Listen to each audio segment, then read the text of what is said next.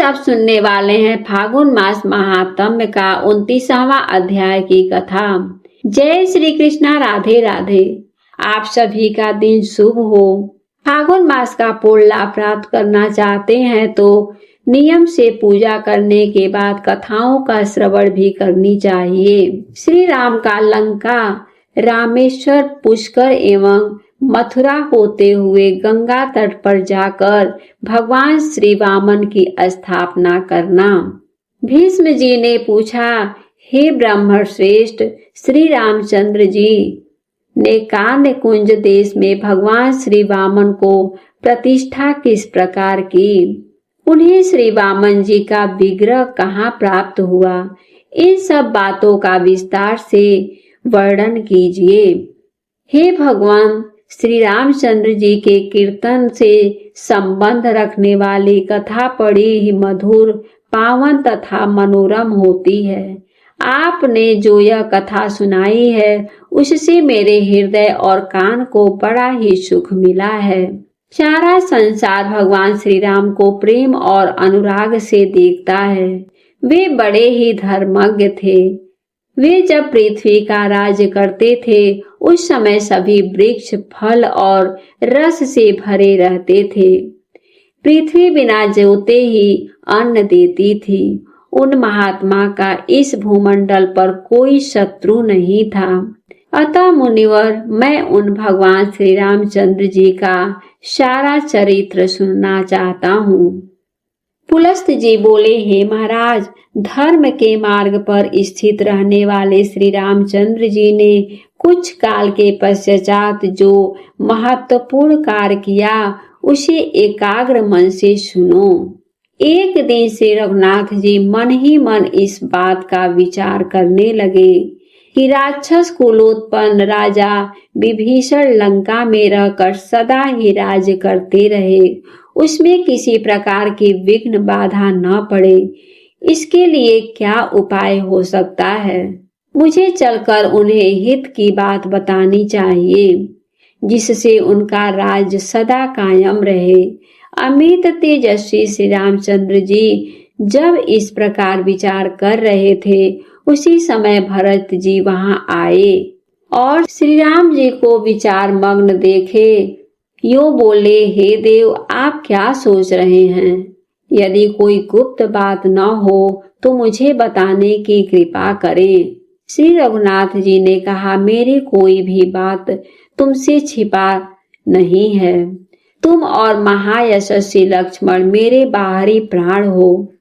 मेरे मन में इस समय सबसे बड़ी चिंता यह है कि विभीषण देवताओं के साथ कैसे बर्ताव करते हैं, क्योंकि देवताओं के हित के लिए ही मैंने रावण का वध किया था। इसलिए हे वत्स, जहाँ विभीषण हैं वहां मैं जाना चाहता हूँ। लंकापुरी को देखकर राक्षस राज को उनके कर्तव्य का उपदेश करूंगा। भगवान श्री राम के ऐसा कहने पर हाथ जोड़कर खड़े हुए भरत ने कहा, मैं भी आपके साथ चलूंगा। श्री रघुनाथ जी बोले, हे महाबाहो, अवश्य चलो। फिर वे लक्ष्मण से बोले, हे वीर, तुम नगर में रहकर हम दोनों के लौटने तक इसकी रक्षा करना। लक्ष्मण को इस प्रकार आदेश देकर कौशल्या नंदन आनंद बढ़ाने वाले श्री रामचंद्र जी ने पुष्पक विमान का स्मरण किया। विमान के आ जाने पर वे दोनों भाई उस पर आरूढ़ हुए। सबसे पहले वह विमान गांधार देश में गया। वहां भगवान ने भरत के दोनों पुत्रों से मिलकर उनकी राजनीति का निरीक्षण किया। इसके बाद पूर्व दिशा में जाकर वे लक्ष्मण पुत्र मिले। उनके नगरों में रात व्यतीत करके दोनों भाई राम और भरत दक्षिण दिशा की ओर गंगा यमुना के संगम स्थान पर प्रयाग में जाकर महर्षि भरद्वाज को प्रणाम करके वे अन्य मुन्नि के आश्रम पर बातचीत करके दोनों भाइयों के स्थान की यात्रा किए। जल स्थान में प्रवेश करते हुए श्री रामचंद्र जी बोले, भरत, यही वह स्थान है जहाँ दुरात्मा रावण गिद्धराज जटायु को मारकर सीता का हरण किया था। जटायु हमारे पिताजी के मित्र थे। इस स्थान पर हम लोगों का दुष्ट बुद्धि वाले कम्बंद साथ महान युद्ध हुआ था। कम्बंद को मारकर हमने उसे आग में जला दिया था। मरते समय उसने बताया कि सीता रावण के घर में है। उसने यह भी कहा कि आप यमुक पर्वत पर जाइए, वहां सुग्रीव नाम के वानर रहते हैं, वे आपके साथ मित्रता करेंगे। यही वह पंपा सरोवर है जहाँ सबरी नाम की तपस्विनी रहती थी। यही वह स्थान है जहाँ सुग्रीव के लिए मैंने बाली को मारा था। वीर बाली को राजधानी किष्किंधापुरी में यह दिखाई दे रही है। इसी में धर्मात्मा वानर राज सुग्रीव अन्य वानरों के साथ निवास करते हैं।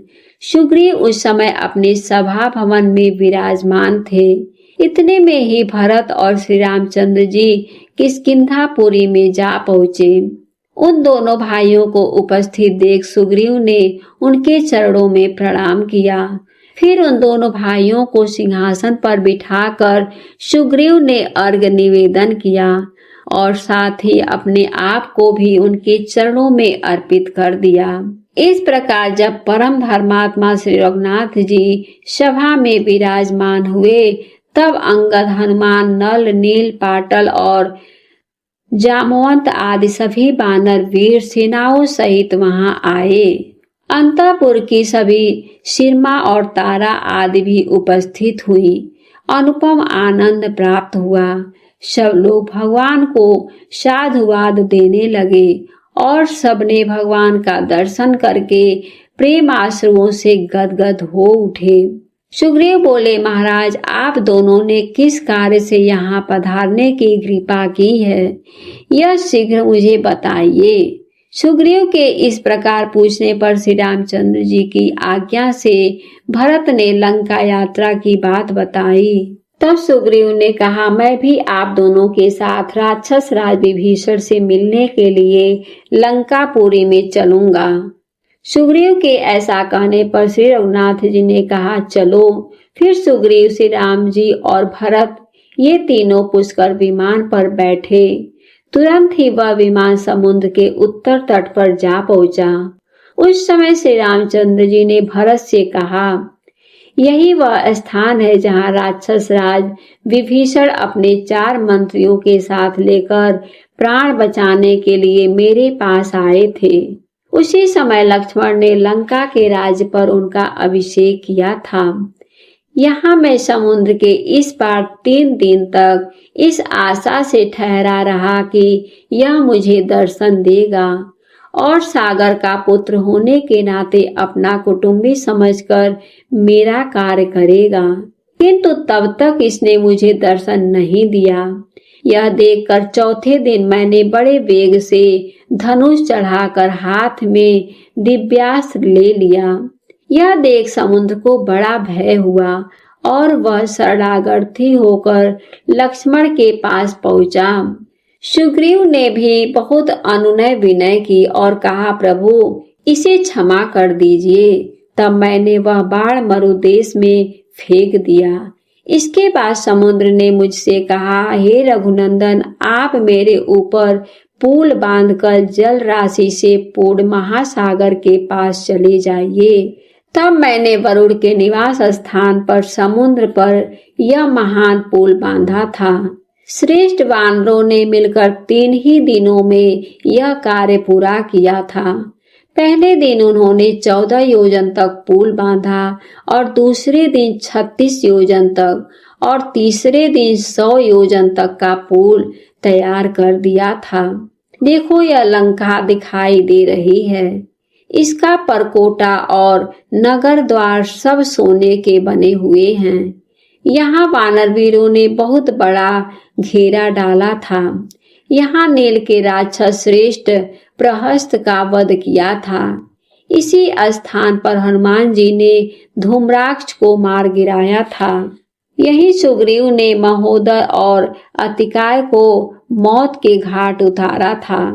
इसी स्थान पर मैंने कुंभकर्ण को और लक्ष्मण ने इंद्रजीत को मारा था तथा यही मैंने राक्षस राज दशग्रीव का वध किया था। यहाँ लोग पितामह ब्रह्मा जी मुझसे वार्तालाप करने के लिए पधारे थे। उनके साथ पार्वती सहित त्रिशूलधारी भगवान शंकर भी थे। हमारे पिता महाराज दशरथ भी स्वर्ग लोक से यहाँ पधारे थे। जानकी को शुद्धि चाहने वाले उन सभी लोगों के समक्ष सीता ने इस स्थान पर अग्नि में प्रवेश किया था और वे सर्वथा शुद्ध प्रमाणित हुई थी। लंकापुरी के अधिष्ठाता देवताओं ने भी सीता की अग्नि परीक्षा देखी थी। पिताजी की आज्ञा मैंने सीता को स्वीकार किया था। उसके बाद महाराज ने मुझसे कहा, बेटा अब अयोध्या को जाओ। श्री रामचंद्र जी की जब इस प्रकार बात कर रहे थे, पुष्कर विमान वहीं ठहरा रहा। उसी समय प्रधान राक्षसों ने जो वहां उपस्थित थे तुरंत ही विभीषण के पास जा बड़े हर्ष से भरकर निवेदन किया।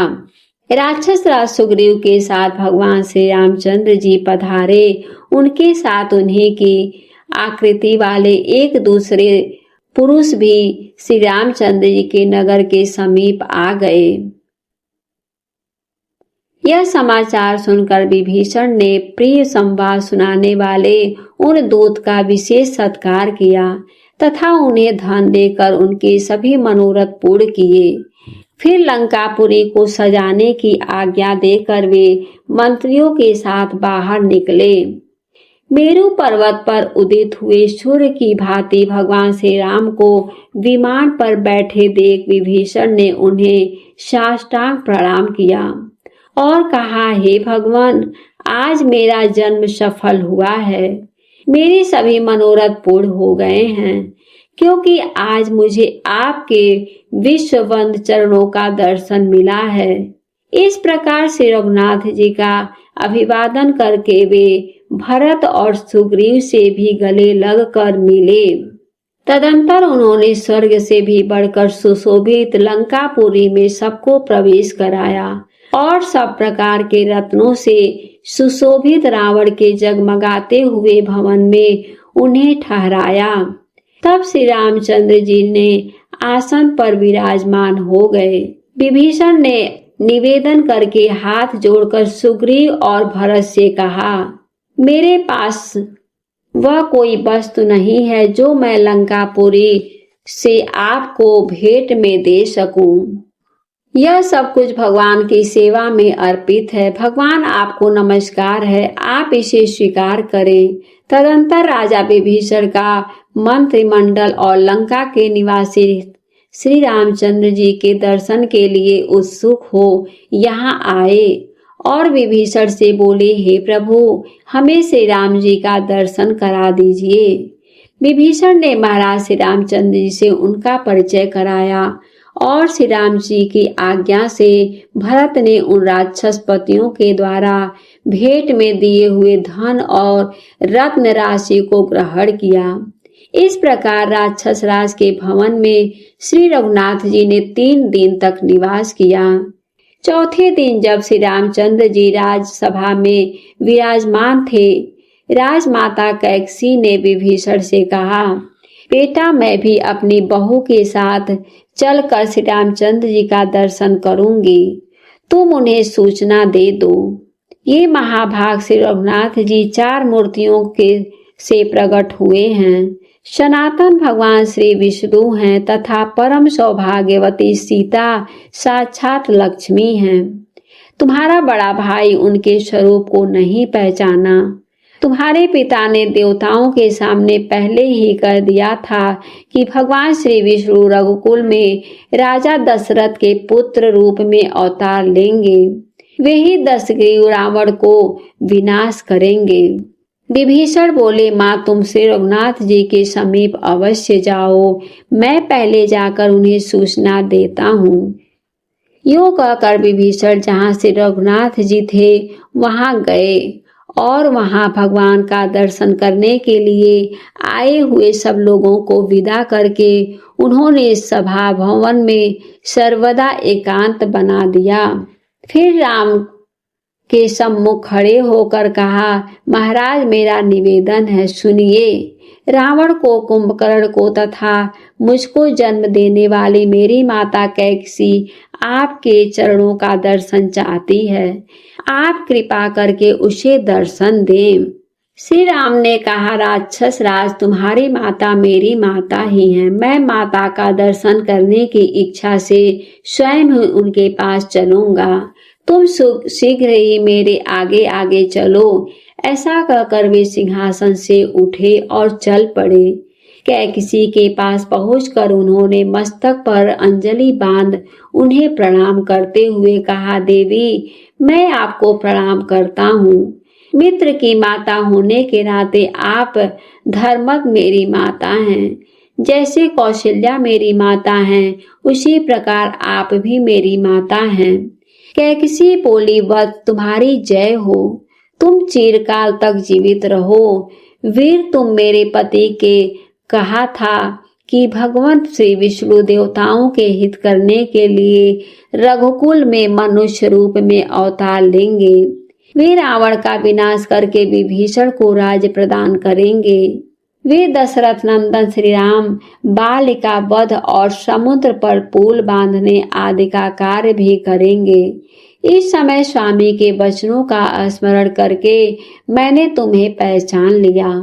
सीता लक्ष्मी है, तुम श्री विष्णु हो और वानर देवता हैं।